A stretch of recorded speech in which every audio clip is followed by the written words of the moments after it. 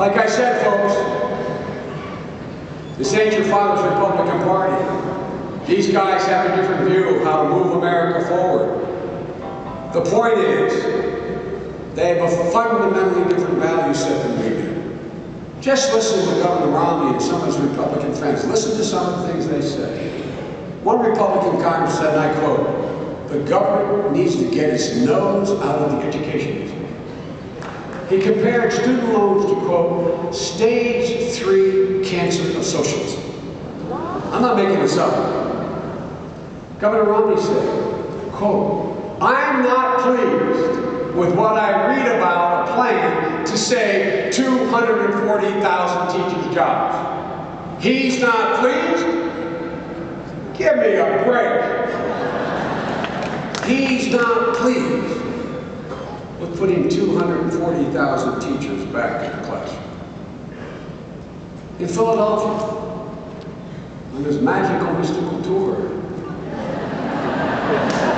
he told a group of teachers that class size doesn't matter, prompting one of the people at his little meeting, a teacher, to say, quote, "You know, I can't think of any teacher in the whole time I've been teaching, over 10 years, who would say more students would benefit them. I can't think of any parent," quote, "I can't think of a parent that would say, I'd like my teacher to be in a room with lots of kids and only one teacher," end of quote. When he was out at speaking at a college in the Midwest, the governor said not long ago that these students have to be willing to take a chance. How? Go home and borrow money if you have it from your parents. If you have to from your parents. How do you know to go home and borrow money to start a new business from your parents?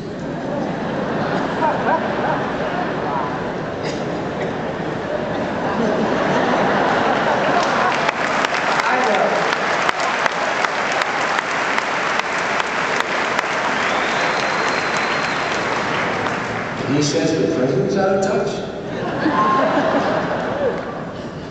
How many of y'all have a Swiss bank account? By the way, current thing, you ever think you'd be choosing between two guys for president, one with a Swiss bank account, one without? I mean, it's kind of, look, if you really want to know what he thinks about the profession, if you really want to know how fundamentally out of touch he is with what made you choose your profession in the first place, go to his website. Here's what he says about you, and I'm quoting him. When your cause in life, referring to you, when your cause in life is preventing parents from having a meaningful choice, or children from having a real chance, then you're on the wrong side. End of quote. That's what he thinks. Pretty astounding. Your cause in life is preventing parents from seeing their kids have an opportunity and choice.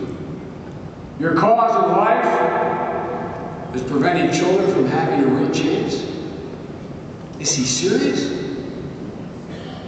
He is, though. He is. I believe he believes what he says. That's why I believe they mean what they say about their budget. I've been doing this for a while. I can't think of a candidate for president who's ever made such a direct assault on such an honorable profession. How many of you about it?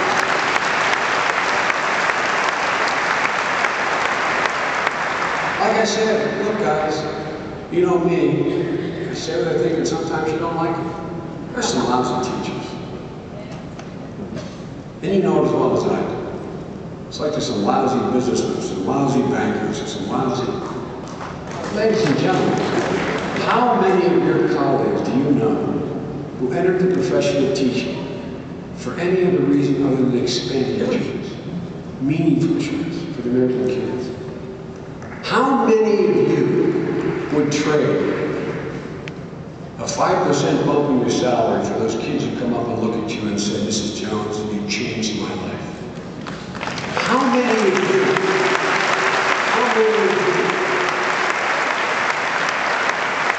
know anything that pleases a teacher more than knowing that they helped a kid with either an academic or a deep personal problem, and knowing that you saved them? Because if the next generation is well educated, they're going to have more freedom to choose how they live their lives. They're going to have a fighting chance to avoid some of the incredibly difficult choices people have to make. 6 out of 10 students, 6 out of 10 jobs in the next decade are going to require some certificate or degree after high school just to be able to compete. Look, it's all about choices. It's all about opportunity. It's all about community. It's about America. It's about making America once again the strongest economy in the world. I know and you know that Jill is right when she says any country that outcompetes us, out-educates us, will outcompete us. That's just a naked fact of life. The days are gone. The days are gone when it's good for all. The days are gone when we were the only country who had universal education for over 100 years. Everybody else is getting in the game, as they should. It's good for them, it's good for humanity, it's good for their country, it's good for competition, and it's good for us. Folks, isn't what it comes down to? Creating an economy where everyone has a chance. Where the poor have a way up, where the middle class can live with security and dream that their children can even do more, and where those who take great risks with a great imagination can reap even greater rewards. That's what I thought the system was about. And we have a fundamentally different view as to how to accomplish that than Governor Romney and his friends do. He believes that the system continues to reward those at the very top. Make sure that those at the very top have the greatest opportunities, and somehow that those so-called job creators will make everything okay for the rest of us. That everyone else will do just fine. It's from the top down. He believes it. He truly believes it. But we believe that the way to build this country is the way we always have, from the middle out. That's how it's always been done. And the way to do that is invest in the things that have always made our economy grow. Innovation, research, development, infrastructure, and education. And education.